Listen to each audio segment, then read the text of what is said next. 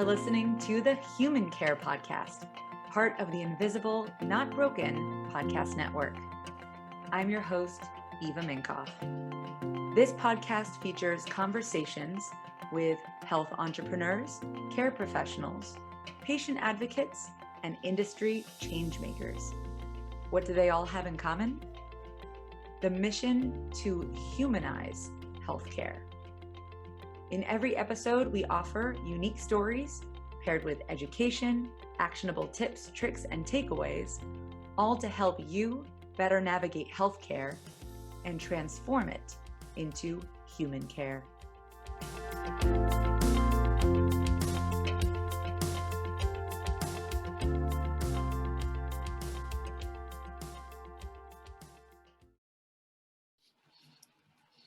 Hello, hello. Hi. Hi. Good morning. Good morning. We're live on YouTube. Yes, we are. I love it. Yes. I've got my warm coffee here, my sweater. I don't know about you, but it is cold upstate New York. Oh, what a cool mug. I know. I just got it in Charleston, so I love it. I'm obsessed with Charleston too because it was way warmer there. Yes, I imagine it is. It's only going to get worse up here. Winter lasts about 8 to 9 months in upstate New York. So yes, I know. It's, it lasts pretty long in New Jersey too, but I'm ready for that warmer weather life.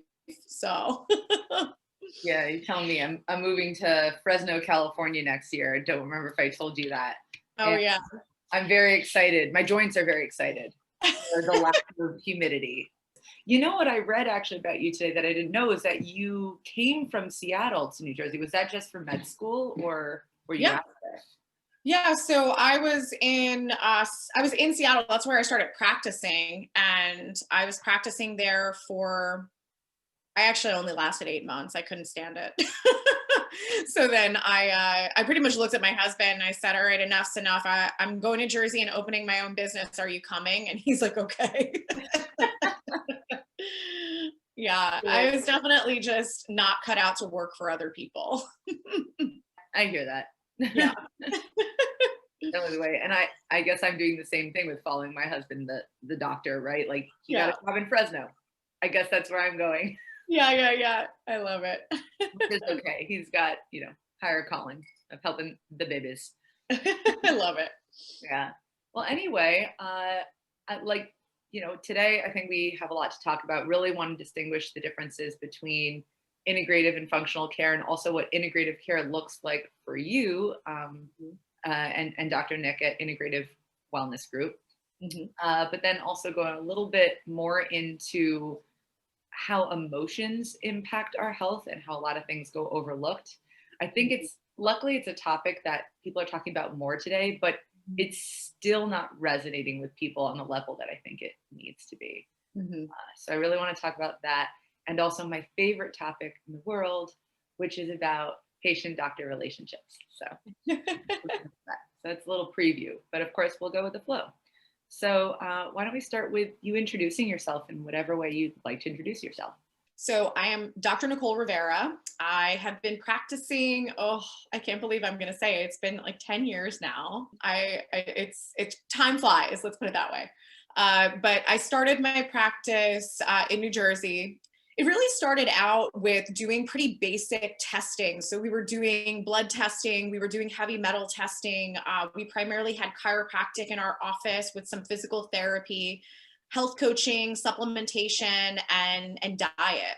So really, when I think back, I'm like, we were kind of just doing like health coaching with a little bit of functional medicine sprinkle. And some of the things that happened for me was, first, there were patients coming through my doors that they didn't feel well, but their testing was not revealing that they had any issues. So that started getting me thinking, okay, what am I missing? What other tests are out there that would be beneficial to really figure out the root cause? So that it started to expand my knowledge in the functional medicine world. And I started to go to so many different courses, everything from IFM. I started following Richie Shoemaker, who was the mold expert, Dr. Klinghardt, who was the Lyme disease expert. And really the list goes on. I was like staying up till 2 a.m, just gobbling up as much information as possible. And I started to really expand that, and I started to get a lot more information. But what started to happen was I was working out of a limited toolbox. And that toolbox was diet, supplementation with a little bit of body work. I really started to question, what else is out there and what can we bring to the table to help these people in a bigger way? And first was the elephant in the room was stress and emotional trauma, PTSD. Almost every single person that I was working with was dealing with some level of stress in their lives. And I knew that I wanted to bring something to the table from a therapeutic standpoint to help people with the mental emotional layer. But I knew that it wasn't my zone. So I pushed my husband to do it, Dr. Nick, which we'll talk more about. But then in addition is we just started to see that certain people would take, supplements and change their diet and get better. Some wouldn't get better and some would get sick.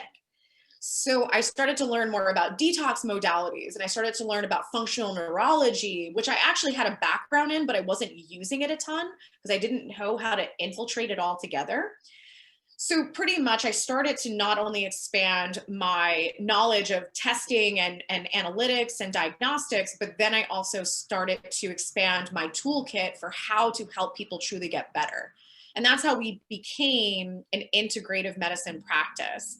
And what's crazy is it was myself and Dr. Nick, my husband, and now fast forward about 9 years, and we have close to 20 employees with a variety of different expertise, everything from individuals doing muscle testing to nutritionists, dietitians, health coaches, detox specialists, functional neurology, human behavior, craniosacral therapy, chiropractors. So it's been a wild ride, but it has been absolutely amazing. And our biggest mission is to truly evolve how healthcare is being done by making sure we're figuring out the root cause, but we're also using strategy in how we help people get better. And we talked a little bit about this in the past, is that sometimes it's not about what you've done, it's about how you did it. Because a lot of people come to me and we do very, very unique testing. And I'll say, one of the things that would be very beneficial based on your testing is, say, infrared saunas, which is really to help with like lymphatic drainage. And they're like, but I've already done that and it didn't work. I'm like, well, you have to understand is maybe it wasn't necessarily that it didn't work, but it didn't work properly because it wasn't being used in conjunction with maybe supplements that help with drainage and maybe things to support your liver and kidneys. So once we complete the protocol, you're going to see a lot more benefit because it's all integrated together. And that has been really amazing and something now we teach to other practitioners, because no one thing is the end all be all or the cure. It's about a collaboration of things.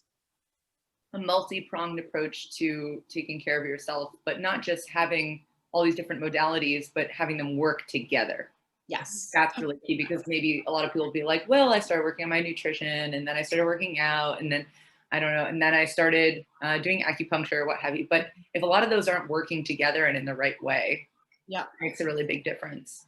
Well, I had an individual yesterday. She's like, I worked out with a trainer 5 days a week for the past 6 months. My body has not changed. She's like, if anything, I feel like I lost muscle. It makes no logical sense until this moment.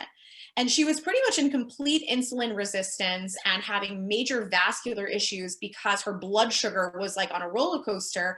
She's like, this makes sense. Like, my muscles are getting zero nutrients. I have massive blood sugar issues. And I'm just like, I'm practically pre-diabetic, and all of my muscles are not getting amino acids and my body's inflamed. I'm like, 100%, that's what's happening. And once we fix that foundation, you're going to actually see the benefit from that hard work. A lot of people talk about balanced health, and I honestly would like to know what most people think balanced health means, because in my mind, it's like you got to do a lot of different things so that they can work together to help you. But I feel like feel like most just focus on one or two. I don't know. What is your observation of people using that term? I think there's balance, but I think there's consistency. And I think that's where people have the biggest issue. You know, I live in Jersey and I work with a lot of New Jersey, New Yorkers, and it's like the all or nothing, go hard, go home mentality. Yeah. And I'm like, I get it.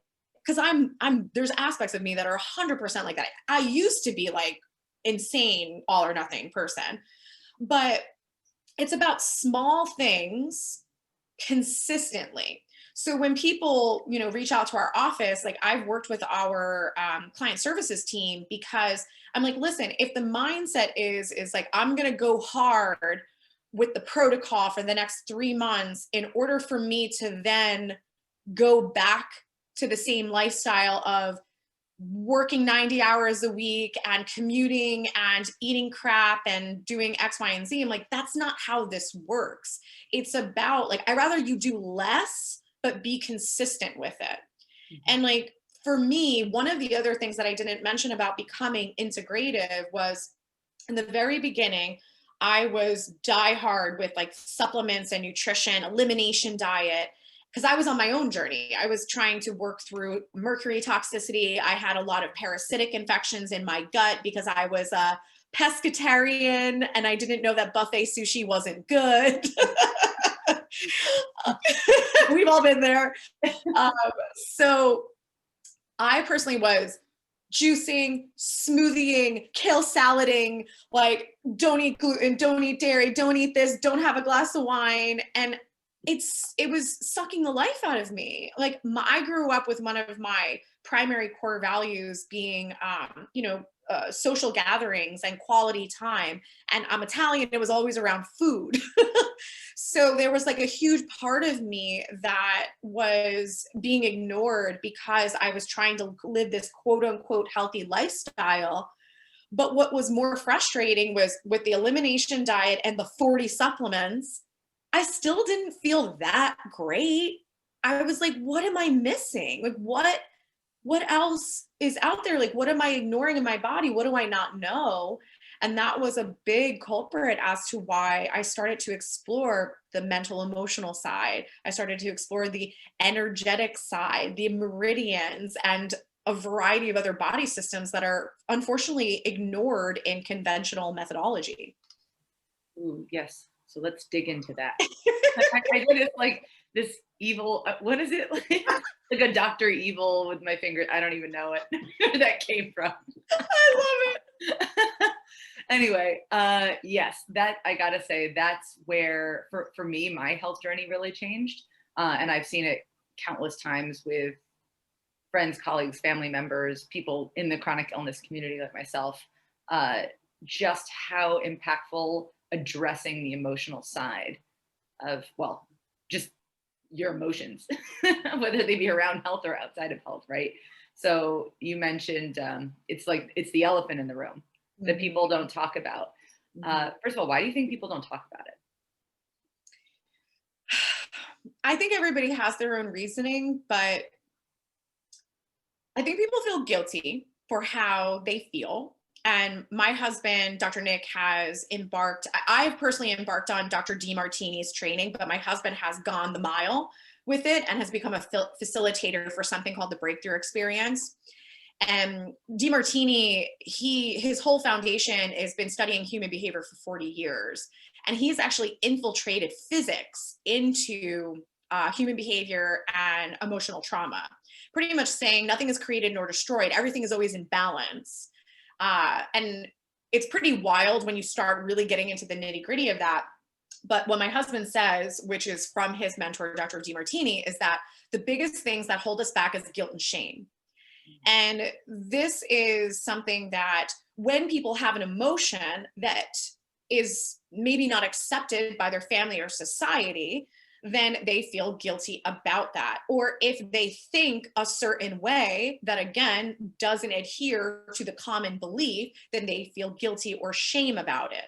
you're even dealing with it with this pandemic right now. Some people want to wear a mask and some people don't wear a mask or don't want to wear a mask. And then if they are the anti-maskers, they don't want to talk about it because they feel shame around it, because they feel like other people are judging them and saying, you don't care about other people because you don't want to wear a mask. And so there's a lot of these dynamics that happen every single day of our lives. And I also think that some people don't know how to process what they're feeling. They're just like, I'm triggered. Why is this happening? I don't know what it is. I don't know what to do about it. And I'm going to stuff it until it bubbles up so much that I lose my shit. So that's been something that we've seen, but something we actually just changed in our program. So when people come to work with us, we take them through an onboarding process.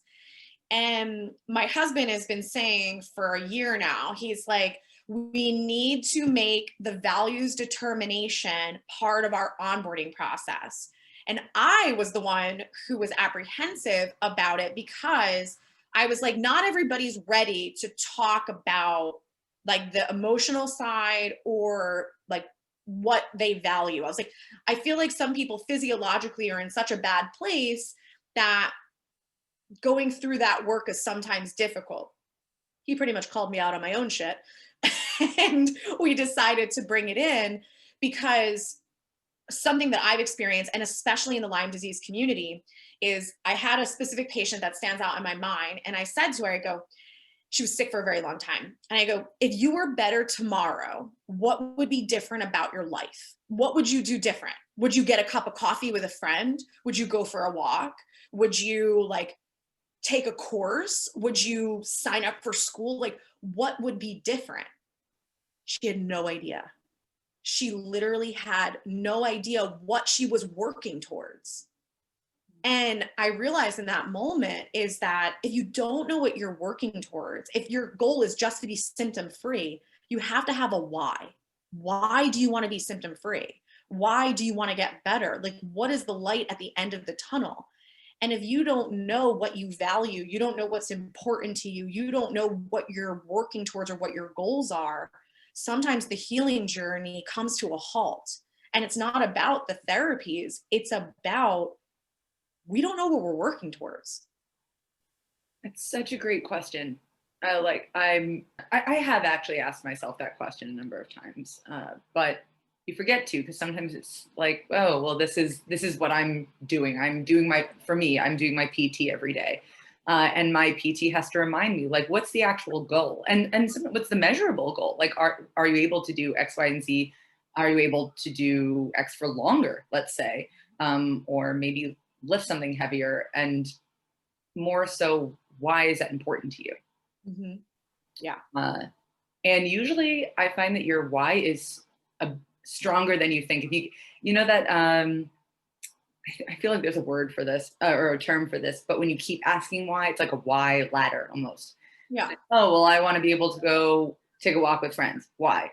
Because I feel really lonely at home. Mm-hmm. Why? Because I don't feel very comfortable with myself. I don't know, like that could be the why ladder or something like that. Yeah, a really profound question to ask. How do you see your patients maybe feeling or responding to a question like that in terms of like what it means to them for you to be asking that? Does that make sense?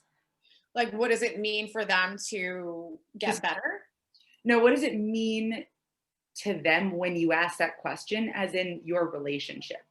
I think it's just building trust and transparency through transparency, because there's a lot of, so it's very interesting. I just read this book. It's called Getting Naked. It sounds really weird, but I promise you it's a business book.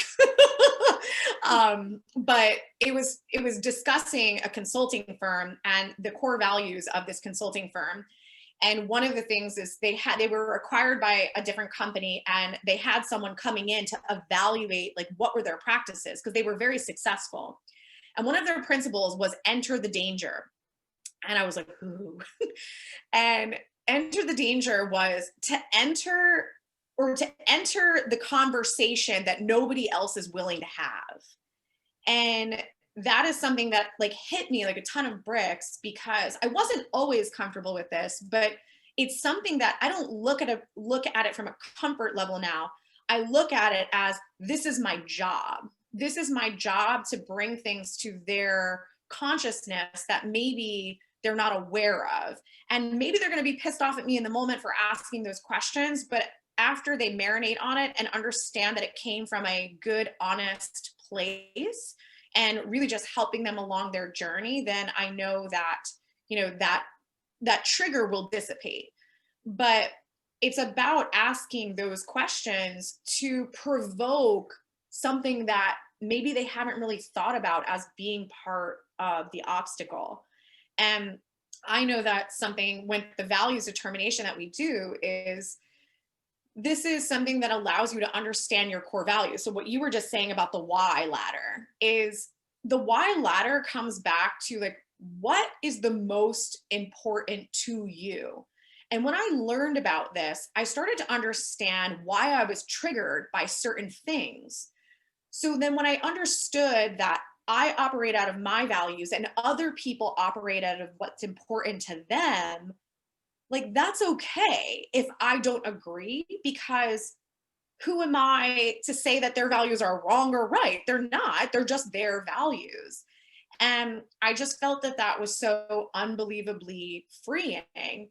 And it also, like, when we teach people this, it helps them to understand the why of getting better, but it also helps them to let go of some of the stuff they're holding and some of the toxicity of the relationships that are just affecting them on a day-to-day, which we all know plays such a huge role in our physiology. If you're just constantly stressed out, like, oh gosh, my mother-in-law's calling me again, like, you're just like, you're in that fight or flight, despite if you know it or you don't.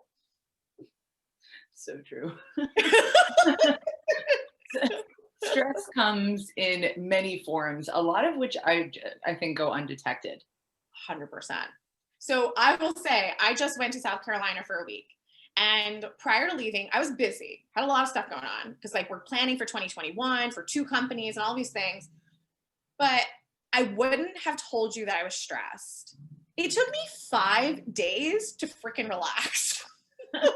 Like 5 days. Like, I was waking up every morning, like, should I get on my laptop? Like, I don't know. I think I have things to do. And I'm like, my husband's like, I'm going to burn your laptop. Like, he's like, step away. Like, I didn't get on the laptop and I didn't get on my phone and I didn't do any of that. But I couldn't believe how difficult it was for me to relax. But again, it just shows you that it comes in different forms. Like, you could just be the busy mom, go, go, go. I'm juggling all the things in the family.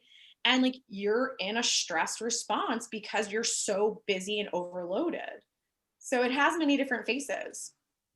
And everyone reacts differently to that stress, right? So a little bit of stress for someone could be a lot of stress for someone else. Or, I mean, even as far as trauma, like, some people are traumatized by something, like physiologically traumatized by something, and then some people are not by the same exact thing.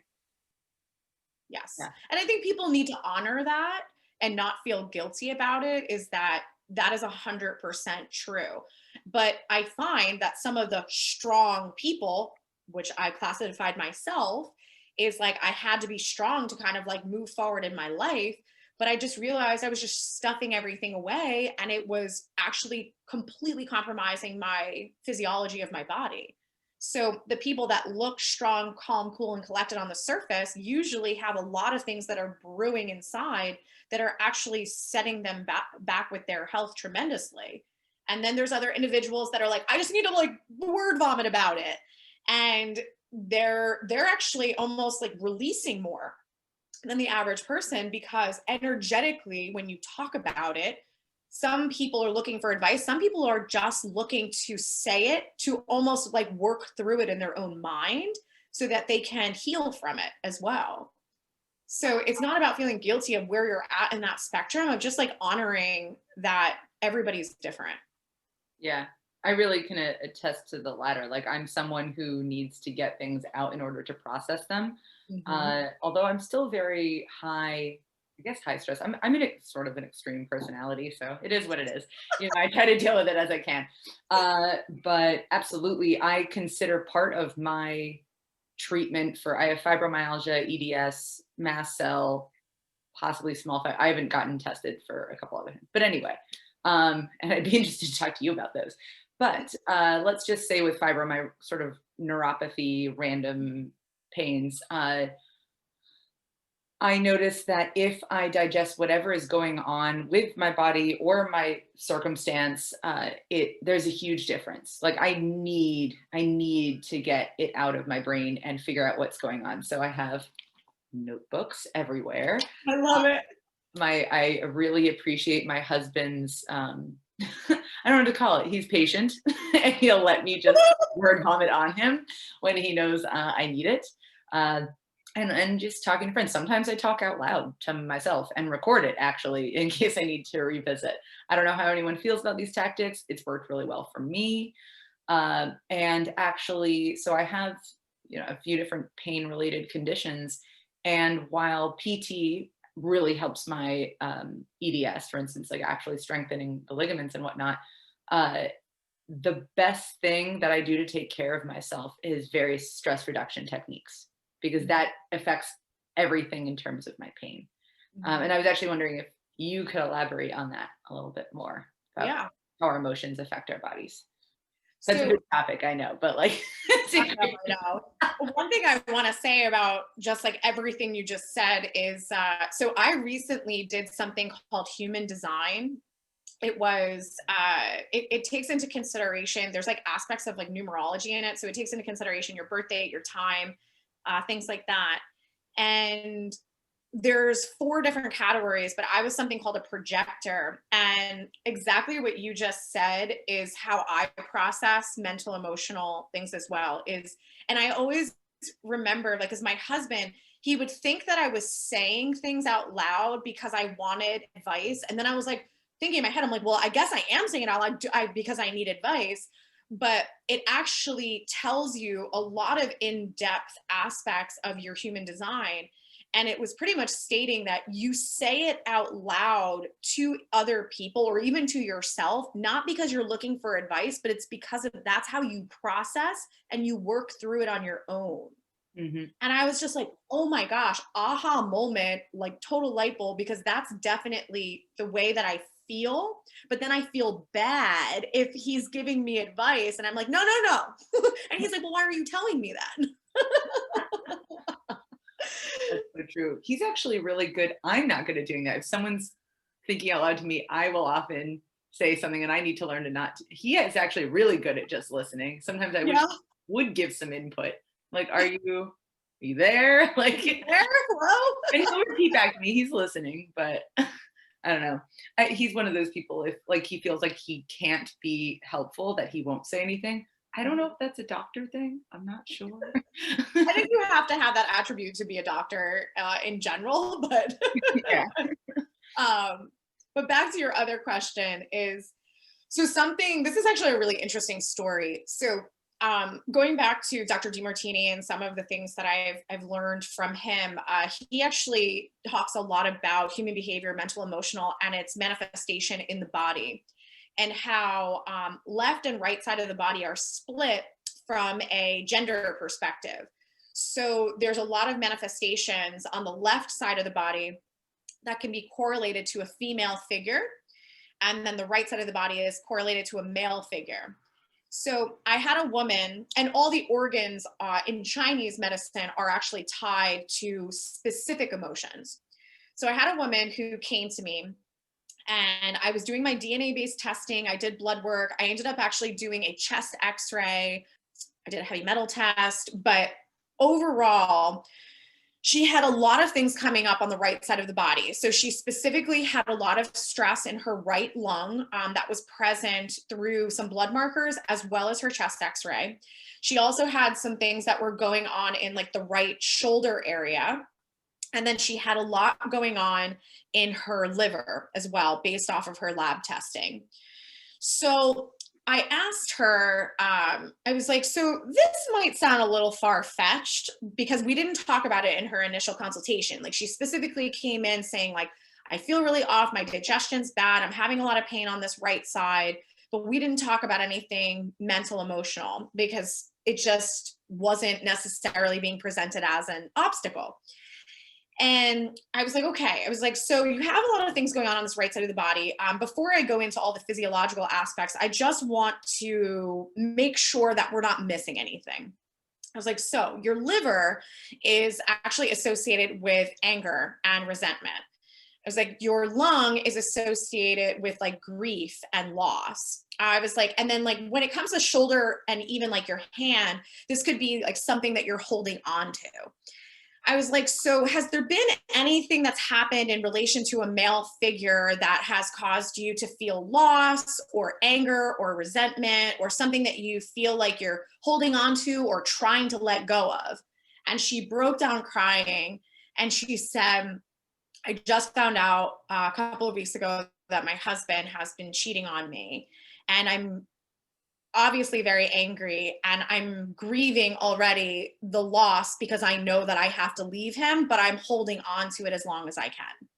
And I was like, oh shit.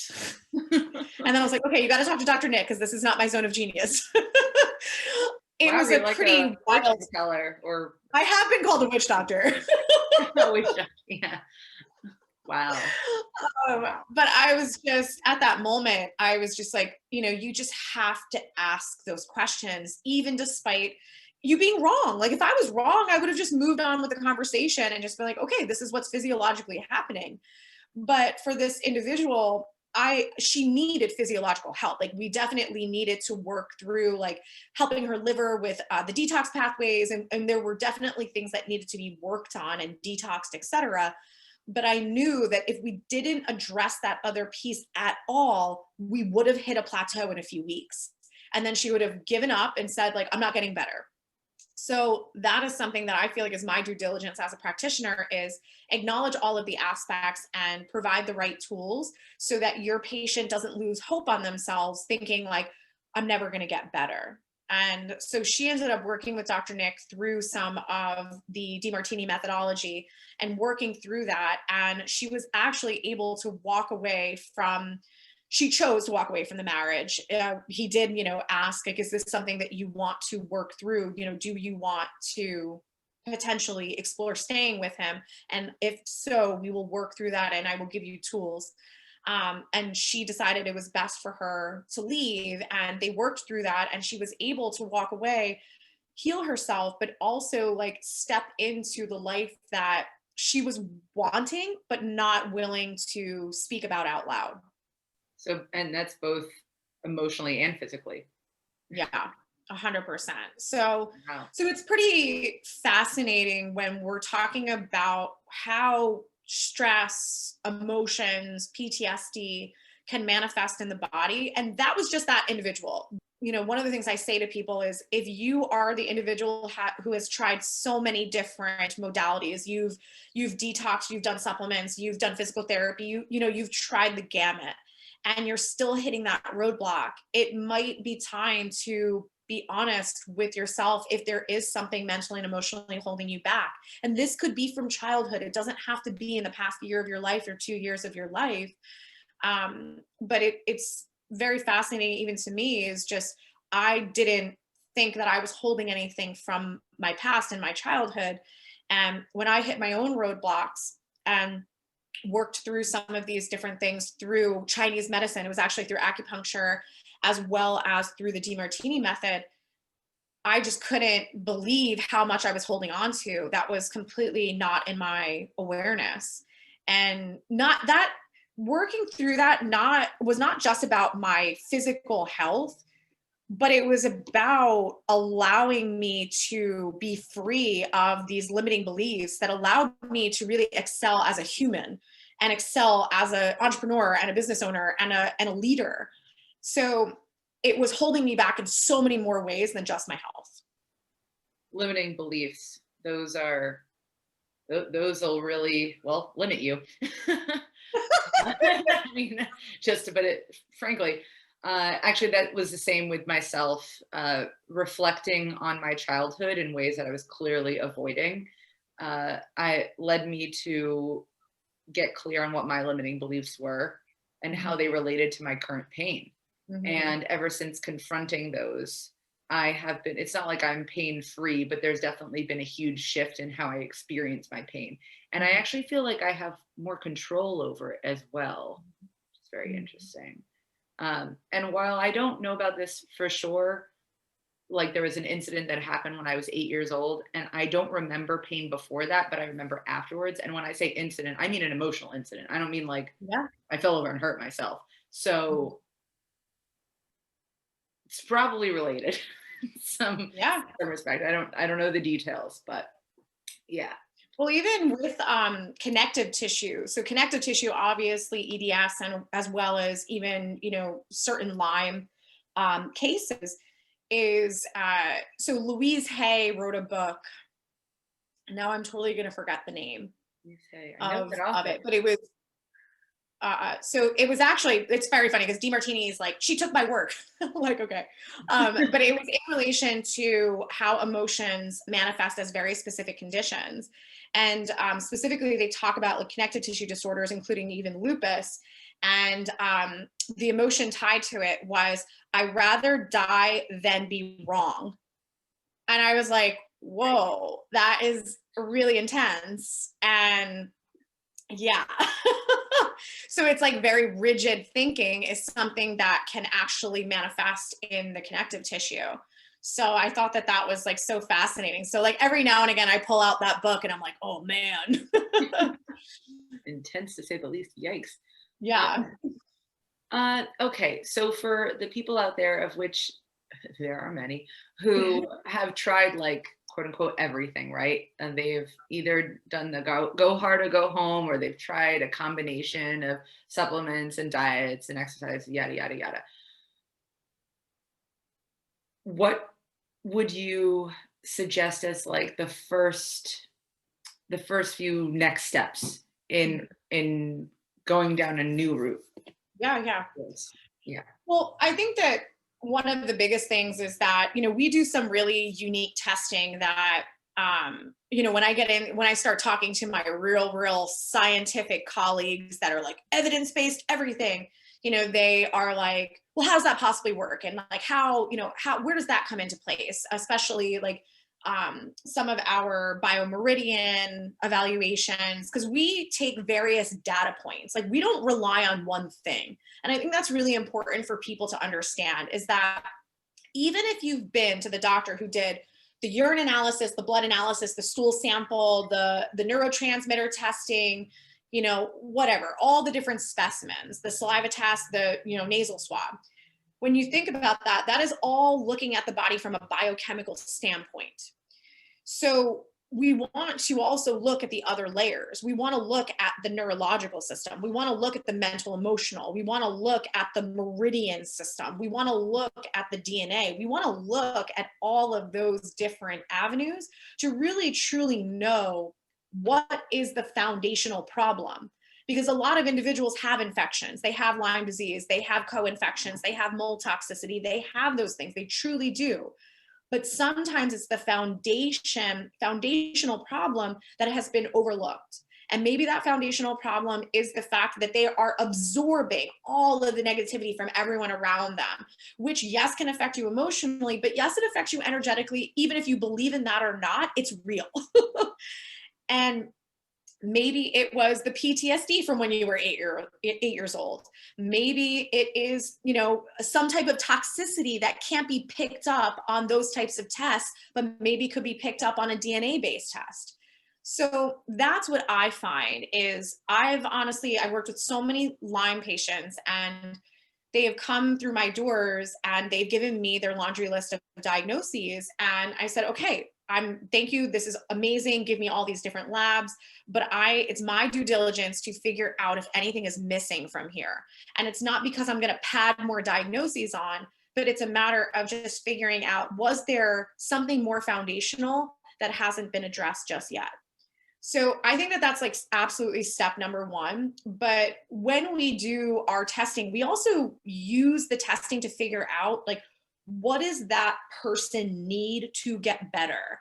And that's actually one of our brand promises to the people that work with us is we do not guess, we test. It's a matter of knowing what supplements are good for your body. what therapies are good for your body and where to start. And usually where you start is a mixture of the testing and then as well as what that foundational problem is. So if everything is stemming back to a timeline right when something traumatic happened, mentally or emotionally, then we're going to make sure we work on that, but then we'll also provide that physiological support so that your hormones and your neurotransmitters are correcting.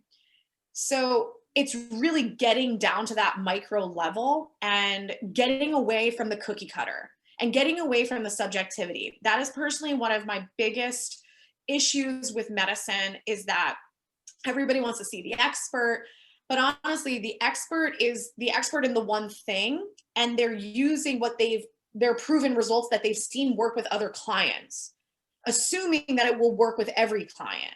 But really, at the end of the day, that's just opinion.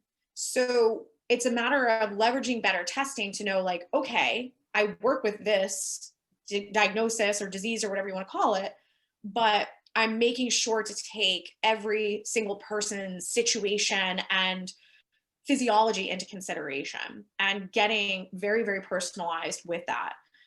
So that's really something I'm trying to teach to other practitioners in my institute, because I just think that it's just so important at this point in time, because people are more and more complex. Thank you for doing that, by the way, because like truly personalized care needs to spread wide and far. Yeah.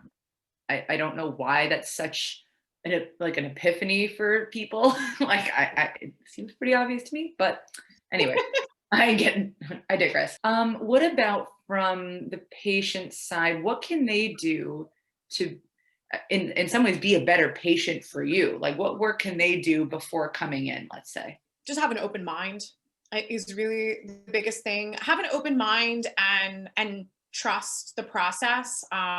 I do feel like that is the bulk of the people that we work with now at this point in time, is that they trust the process. But the individuals that don't trust the process and they're constantly challenging us on every little thing, I'm like, you're wasting my energy and you're wasting your energy. If you put half this energy into getting better, then we would be like way farther along. So let's make a choice right now, because I have plenty of other people that want this process. Maybe this process isn't for you, but that's okay. You need to go where you're comfortable. And that's the biggest thing, is like, oh, I want to pick and choose what I want to do. Oh, I Googled this and I read this and this guy wrote an article about this. And I'm just kind of like, for the love of Pete, I did the best testing on the planet. Just trust my process. Got it. It seems that you do a lot of really unique things for and with the patient in your onboarding process. Is there anything in particular that stands out as the most impactful in terms of establishing the relationship within that onboarding process? So something that is, this is something that I honestly didn't even realize. I just kind of was like, this is who we are. But I've been personally going through a certification it's not actually through functional integrative medicine at all. It's for more business side of things. And it's called Scaling Up. And Scaling Up is all about understanding the core values of your company. And obviously I've worked through my own core values through the DeMartini method. So one of the questions they ask is, what pisses off your CEO the most, which is me. And I asked the entire team, and we started to dissect down, like, what were our core values? And like, the core values is how we decide to show up as a practice, but how we show up for the client. And one of the biggest things was like, how you do anything is how you do everything. So that is a standard for every single one of our employees, is that we give our all, we're proud of the work that we do, and we never, ever cut corners. And another big thing as a team is we take care of each other. So we're constantly taking care of each other, which allows us to take care of the patient. And when it comes to our brand promises, is that we never guess, we always test. So even if you came in, you're a patient and you've been with me for 3 months and you're like, my sinuses, I have a sinus infection. I'm not going to say, here's your random nasal spray or nutraceutical antibiotic. I'm going to actually test to figure out what is going on in your sinuses and give you a personalized recommendation. And last but not least, which I think is one of the most important, is we never give up. We constantly have the ability to troubleshoot with our patients. And when we're meeting with these individuals through our onboarding process, we are real, we are transparent, we enter the danger, we ask the questions other practitioners maybe are uncomfortable to ask. We're human, we're just real. Like, I curse sometimes. Like, I'm just like, hey, listen, I know where you're at. Like, I'm not going to sit here with my tie on and like my white coat and my stethoscope and like be all buttoned up and professional. Like, I'm going to be real. We're going to laugh a little. We're going to have fun.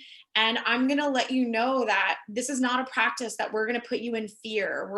That's not how you heal. We're going to be human. We're going to be transparent. We're going to be honest. We're always going to have your back. We're always going to have your care be a priority, and we're never going to give up unless you give up. That's kind of the stipulation there. So some people give up, and that's not my responsibility. I used to feel it was my responsibility, but everyone has their own journey. I'm here to guide, and I'm here to give the best information and the best, options. And it's your decision to take advantage of that or not. So I really think that that's one of the biggest differences about our facility, is just all of those principles and how we live and breathe them every single day of our lives. Thank you. We do have to wrap up, but are there any mantras or special messages you would like to bestow upon our community before we take off? Before we skedaddle. Take off. Love on my hand. Mantras, huh? Or any just message that you're like, I want to leave this with you today, if I'm going to leave anything. I really think that one of the biggest messages is that we don't have to live in fear of our health. There's always a solution, but it's just a matter of being able to ask better questions. Maybe it's the doctor to the patient. Maybe it's just yourself asking better questions to yourself. Being honest with yourself, not feeling guilt and shame around where you are in your health. Like, are you there because you're so stressed out and you stayed in the job that you hated for 10 years? Like, it's okay. There is always an opportunity to get back on track. And even if you are the person that you're doing a protocol and you fall off every few months, just get back on. Like, it's okay. And so it's moving out of that place of guilt and shame, which makes you completely powerless, and knowing that there's always an opportunity for change. There's always an opportunity to get back on track, and there's always a solution to the root cause. Perfect. Full circle. I love it. Well, thank you, Dr. Nicole. This was a true pleasure, and I look forward to talking to you again soon. We'll do this. Yeah. I don't know why. It's not an evil thought. It's just like, ooh, excited. I love it. That's what those fingers are. I'm so great. So great. Okay, thank you so much. Thank you.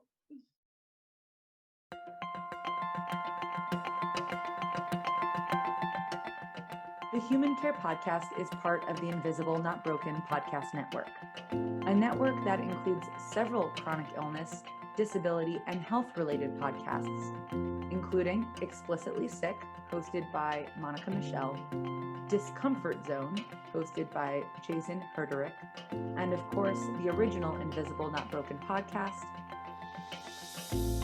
We absolutely love feedback. Love feedback, and connecting with you one-on-one or within our Invisible Not Broken podcast community. So please reach out to us anytime. We're open to topics, critique, you name it. This is a podcast created by us for you. You can find information about all of our network podcasts, community, and how to contact us all on invisiblenotbroken.com.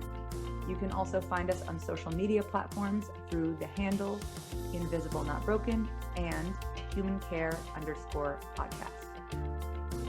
That's it, everyone. Thanks for listening and being a part of our mission to transform healthcare into human care.